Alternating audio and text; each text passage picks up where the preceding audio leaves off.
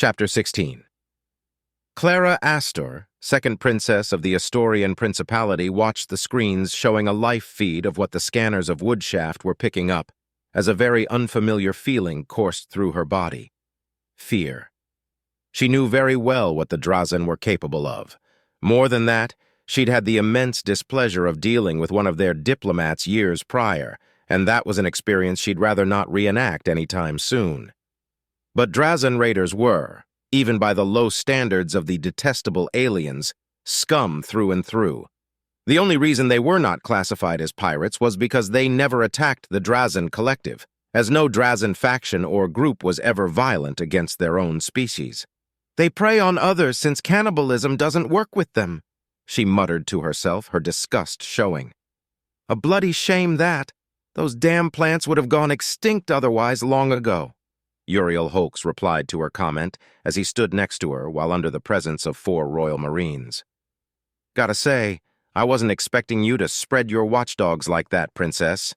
Not that I don't appreciate it, but 6 Royal Marines won't do much against thousands of Drazen pouring into my home in search of meat to grind and tear. You ain't like other nobles or like I expected royals to act like. Apologies." "I welcome it, Uriel. Not that I can fault you for having such a preconceived notion, given that you were a noble yourself. Nobles tend to be self-serving, arrogant, despotic, and prideful to a fault. Royalty can be worse, our history proves it. But some know their role and what their positions imply and demand of them," she replied, eyes narrowing bitterly. "Too few of them exist, sadly." "Far too few indeed, Princess," Uriel agreed. On the main tactical display screen, Woodshaft's fleet was already deployed and was safely circling the huge station within the protective bubble the defensive satellites and stations provided. It also showed the civilian ships, freighters and haulers mainly, burning away from the station whilst those already stuck here know it's too late to run away. Some armed freighters and gunships had joined the defensive fleet, adamant to at least provide some measure of support. "Has the population taken refuge?" Clara asked, impassive, yet internally concerned. "We don't have bunkers or safe houses other than this one," Uriel answered, eyeing around the well-defended, secluded room. "Everyone that can't fight worth a damn is hiding in their homes with barred doors. The rest are preparing to fight," he said, and the screen to the left showed the market area had transformed into a defensible position, with some defensive turrets and various palisades with people readying their weapons for the coming fight. "Woodshaft won't go down silently, I see. You were not boasting," Clara praised. "Will it be enough?" "Against the Drazen? Fat chance. We'll take down many of those monsters, but most of those people fighting for their lives aren't soldiers. Do you know what the martyr protocol is?" Uriel asked, lips pursed. Clara nodded. "I'm afraid that will be a constant during this battle, especially where my men are not present. Better to die on your terms than being taken alive by those things. I wonder how many will actually pull the trigger on themselves, though. If they like you, you'll be cattle. If they don't, you'll be food. Guess that's all the good I can say about the damn Drazen. They don't like wasting time or food. To be kept captive as mere cattle, forced to breed and to know your offspring will know no other life, always being aware that you'll see them die or have them watch you being devoured by your masters? I could imagine few fates worse than that, my dear Uriel." "Then let's make sure they don't get their stalks on you, Princess. They aren't stupid animals. When they figure out who you are, they'll ask for a hefty ransom numbering tens of thousands of lives," he growled, eyes narrowing. "Your life is too precious to be lost. A fair trade, most would say." "Most," Clara admitted. But she, personally, was not among those. Sadly, her duties as a princess demanded that she look for any alternative to stay alive and serve the principality, even if that meant sacrificing the lives of her subjects.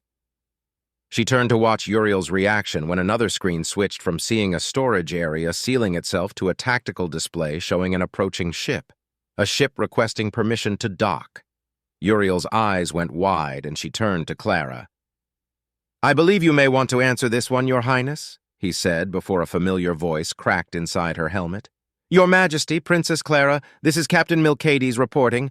I, alongside 7 of my men, have arrived following the orders of Lady Cynthia." "What are your orders?" he asked with a serious, firm, stoic tone that was so characteristic of the Royal Marines. Clara sighed internally, relieved to have 8 more Royal Marines on her side in command.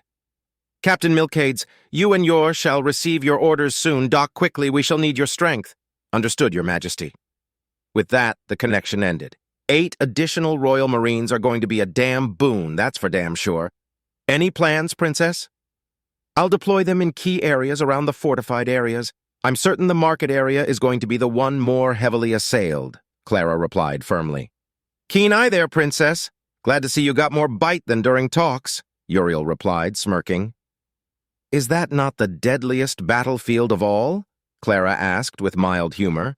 "Cynthia must be behind them and following closely.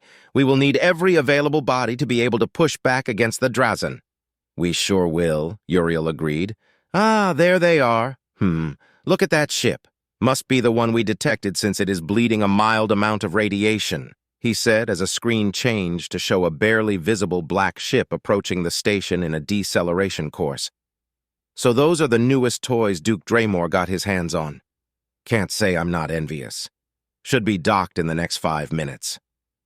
"Any changes in the Drazen movements?" Clara asked, now put more at ease. "Nothing we can detect so far. I'm certain they already launched their boarding pods and perhaps some shuttles. Even for our scanners, they'd be hard to detect," Uriel answered. "Usual Drazen raiding tactic. Soften up the target before the ships arrive and clear away the resistance. They won't risk their precious cargo space unless absolutely necessary," he chuckled. "Have I told you I hate the Drazen? Who doesn't? Even at their most cordial, they don't care to show their disdain towards anyone, not them," Clara agreed. "It is a wonder why they haven't been eradicated. They may be monsters, but they keep to themselves most of the time. They barely avoid being a menace worth the resources." "Lucky shit stains," Uriel spat angrily. "The Principality is cursed for having to deal with them constantly. Not as bad as the Akanti hierarchy. Poor birds have it rougher than us," Uriel commented. "It is a shame that relations with the hierarchy are so poor. Otherwise, the Principality and the hierarchy could do significant damage to the collective and the Arabian Commonwealth. The foolishness of my ancestors and the elitism of most nobles have cost us much more than most realize," Clara lamented. "Perhaps," Uriel replied, shrugging. A couple of minutes passed in cold, tense silence until a screen showed the black ship docked with the station. "Shame we can't use that ship in battle. It doesn't look like it packs that much of a punch on its own, but I bet it could take down fighters and other small craft." Clara nodded. "When they attacked us in a pack, they were able to disable 2 of our ships before we could retaliate. Their cruiser class caused the most damage. Those ships were there as a screen," she confessed, seeing nothing wrong with telling him that much. "That would explain the explosion we detected. 13 hells. I saw it from an observatory deck when the light lag caught up with us. Amazing fireworks. What took it down? Sensors didn't detect anything until several smaller explosions presumably crippled it," Uriel asked curiously. Clara glanced at Uriel under her helmet and weighed her options before replying. "It was a joint effort for our fighters. They managed to predict its vector and ambushed it using tactical mines. The ship scuttled itself to avoid capture," she replied diplomatically. "I sure hope that commander got some credit for that kill. Bloody beautiful it was," Uriel said, chuckling. "Ah, connecting you with your watchdogs." "Appreciated," Clara replied. A second later she heard the voice of Captain Milcades. "Your Majesty, we are inside the station." "Orders?" he asked. "I'll send you the locations you are to reinforce and guard. Your orders are to eliminate any hostiles through any means necessary with extreme prejudice," she ordered, and sent the captain the points they were to be deployed in. "Captain, when can I expect Cynthia to arrive?" "Unknown, Your Majesty. Lady Cynthia sent us ahead to reinforce your position. Her intent is to catch the Drazen fleet by surprise and draw one of their ships away from Woodshaft to give us a better fighting chance," Milcades replied, already rushing toward his position. "Thank you, Captain," said the princess as her heart pounded in her chest. "There's no way Cynthia thought of that strategy herself. She's too rigid and unfit to command an entire vessel. She's not a glory seeker, and her priority has always been my protection." What caused her to decide that was the best option? She thought, imagining a dozen likely possibilities. "Captain, tell me, Do you know if she was persuaded to choose that decision? I do, Your Majesty. It was Lieutenant Wyatt Staples who convinced Lady Cynthia to engage the Drazen with the Noir Navio instead of joining us. A sound tactic, if I am allowed to say, Your Majesty, the captain replied. Under any other circumstances, she would have smiled at that and at the name Wyatt had picked for the ship. Instead, she sighed in relief. They do not plan to engage them head-on, do they? Unknown, Your Majesty. Lieutenant Wyatt Staples left the Noir Navio on a fighter before all contact was lost. Their whereabouts are unknown, Milcades replied. What? Clara exclaimed, shocked beyond belief. Wyatt left on his own? On a fighter? What is he? Why would Cynthia allow him to do such a stupid thing? Unknown, Your Majesty. All I received was that he left alone to plant an ambush on any possible Drazen invaders. A desperate measure, no doubt, the captain replied, as always, impassive. Cynthia, what were you thinking? What possessed you to allow him to leave? Clara screamed in her mind, unable to understand why her friend would let Wyatt do such a thing. What the bloody hell? Uriel said, before enhancing the tactical display screen to a point still over half the distance between the Drazen and Woodshaft. Princess, you may want to watch this. Clara turned her attention to the screen and saw a single green dot moving fast through the screen as 30 red dots quickly approached the green dot. Wyatt! She half shouted, taking 2 steps forth, realizing she was seeing the death of the man who had saved her, Cynthia, Redford, and the rest of the tribulation aboard the Royal Favor. Wait, you know him? Is that your other bodyguard? He's a fighter pilot? Uriel asked, surprised at hearing so much emotion from the until then calm, collected, and cold princess. I sure hope he notices them in time. 1 fighter against 30? That's a death sentence. Yes, I know him. He's a man I owed my life to, Clara replied, dreadfully watching the green dot not diverting from its trail for seconds that stretched to eons. Then suddenly the green dot turned abruptly to face the red dots, charging madly at them. The dots clumped together more, ready to annihilate the offending enemy. No, Wyatt, what are you doing? Run away! She cried out, a hand involuntarily moving to the pouch in which her fighter model sat safely. That boy has a death wish, Uriel exclaimed. A raptor is meant to do quick strikes, disable ships, or plant ambushes. Dogfighting is the last thing it's meant to do. What is his major malfunction? His words died in his throat when all of a sudden the green dot seemed to almost come to an abrupt halt. Clara instantly identified it as a downward hard pull. At the speed Wyatt was moving, the G-forces and the strain on him, even with the dampeners, had to be agonizing at best. A second later, 23 red dots vanished from the screen. Before anyone could exclaim anything or even gasp, the green dot began to make quick, abrupt movements. 3 more dots vanished seconds later, then the remaining ones died one by one in quick succession until only the green dot remained. It stood almost idly in space for almost half a minute before it began to move towards open space. Clara's eyes were wide. Her mouth was hanging open, unable to comprehend what she had just witnessed. The speed, the maneuvers, and the implied G-forces all mixed in her mind, calculations running in the span of milliseconds. Even without her familiarity with fighters, she knew that no one short of a Royal Marine in terms of augmentations, gene therapy, and implants would come unscathed from that short engagement. In fact, she wasn't sure if a Royal Marine would come out uninjured from it. What the? He just became an ace 2 times over. Uriel found his voice, impressed. He turned to the princess with a smirk on his lips.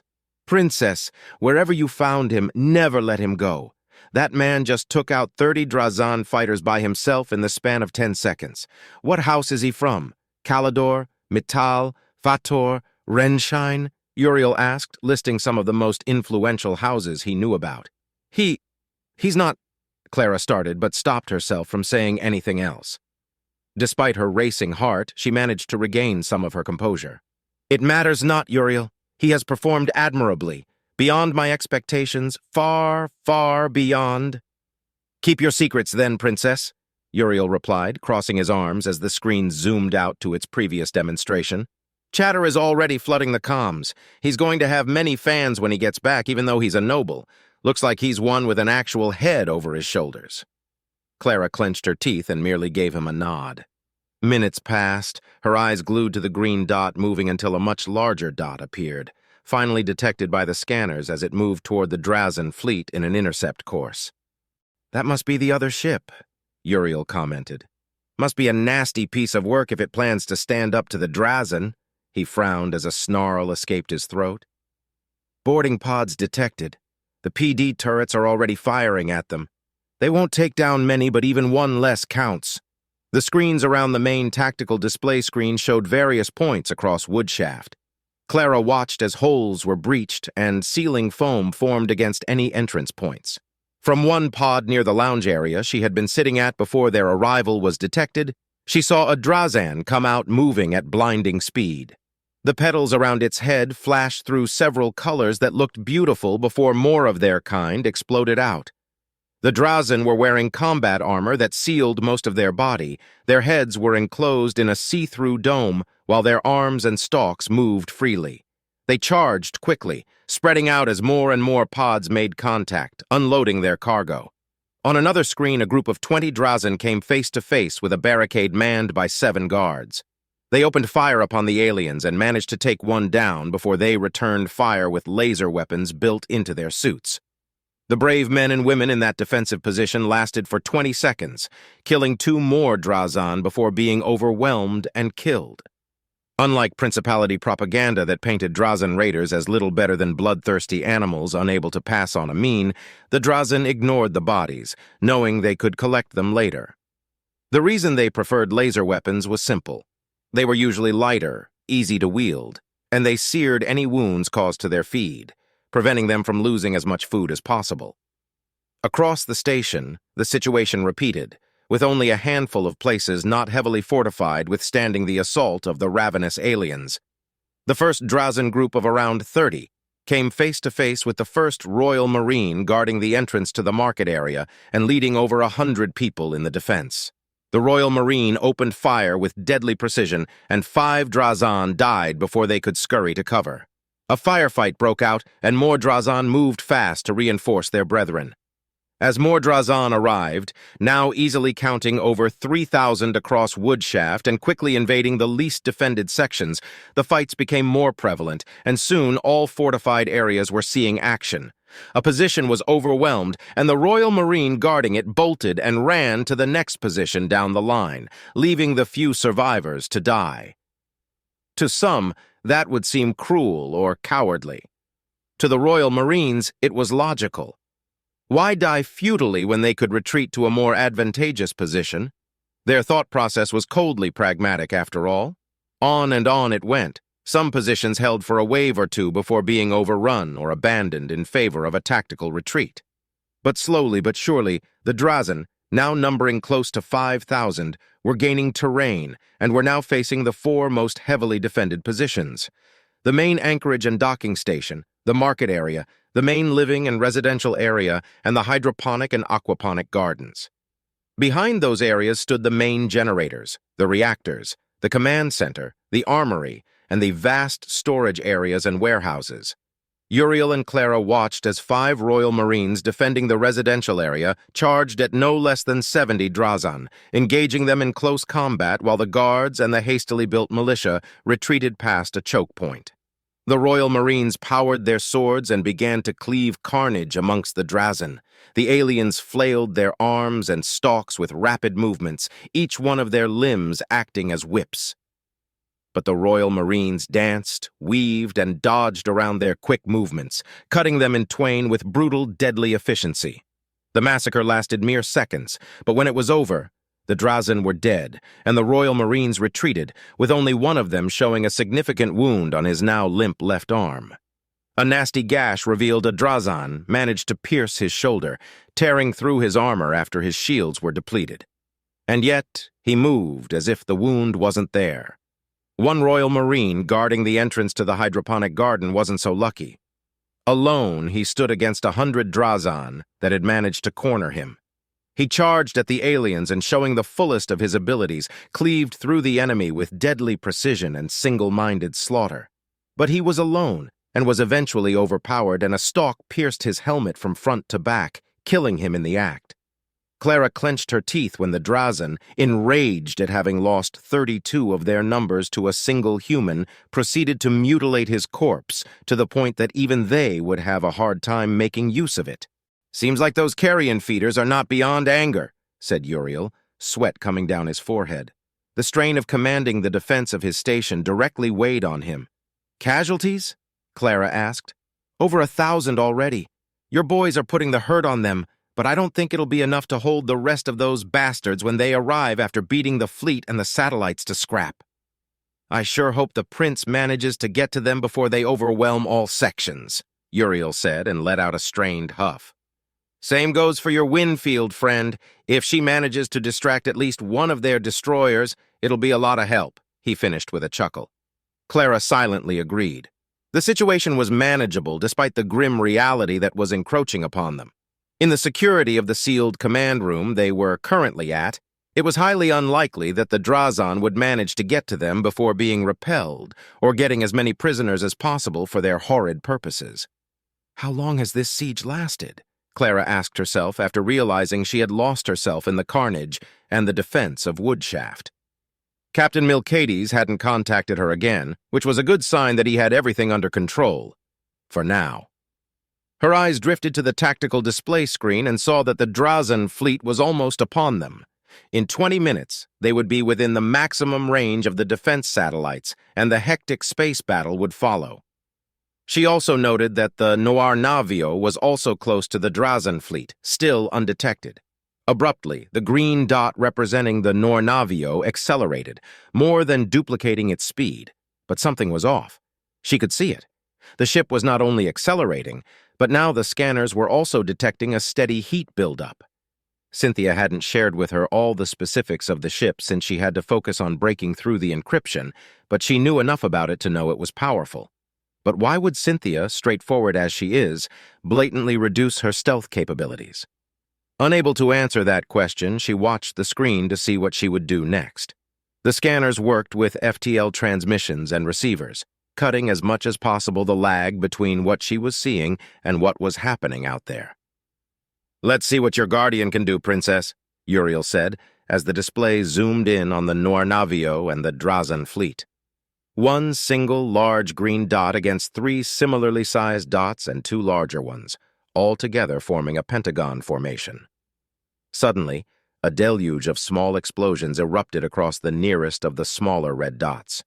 A few seconds later, more explosions happened, and the dot began to move in an intercept course against the Noir Navio. Then the ship accelerated more and veered, changing direction in a maneuver that few ships could match at that speed, and less so do it so quickly. The wait was eternal as she watched the Drazen destroyer approach the Noir Navio steadily and with deadly intent. A minute later, however, something seemed to stagger the destroyer as the Noir Navio accelerated again and made a hard turn to port. Her eyes widened when she noticed the trap play out. The Drazen destroyed kept moving, but now was directionless, spinning in space as the scanners detected its heat signature rapidly decreasing. Uriel Holks let out a huge sigh of relief. "She managed to take it out," he said, hardly believing what he was seeing. "That's one less ship to worry about and one less problem for the prince to handle. You have a terrific guardian, Princess. Now that that's done, she should turn to run away and remain hidden." "I don't think that's Cynthia at the helm," Clara muttered to herself, realizing that the tactic was oddly familiar to what a fighter pilot would do in a dogfight. Before any of them could make another mention, they watched as the Noir Navio didn't peel away to remain hidden. Instead, it slowly corrected its course to face the rest of the Drazen fleet, charging almost directly at the nearest cruiser while both cruisers unloaded dozens upon dozens of fighters in a swarming tactic. Each beat of her heart pounded against her ears as she watched the green dot approaching with almost reckless abandon at the enemy. Then suddenly, the nearest red dot visibly decelerated. 5 seconds later, the second red dot vanished, taking every other tiny red dot that surrounded it. "I want a view of that location immediately, maximum zoom," Uriel cried out as another screen changed from the defense of the market area to a view of empty space. The camera zoomed in to maximum, and for the first time since their arrival, the Drazen ships were visible as grainy, barely distinguishable forms coursing through space. "They're still at 10 million kilometers out. They'll be here in 10 to 15 minutes at their current speed. The light lag should be around 31 seconds to reach us here, but the zoom should see what happened about, Clara began, but was cut off when a faint but deadly stream of blue energy impacted the second Drazan cruiser. 2 seconds later, it exploded. Uriel Hoax was open-mouthed, watching the destruction of a Drazan cruiser, unable to form a single word for the longest time. That surely pissed them off. "Wyatt," Clara muttered softly, smiling and pressing a hand against her figurine as the feed died.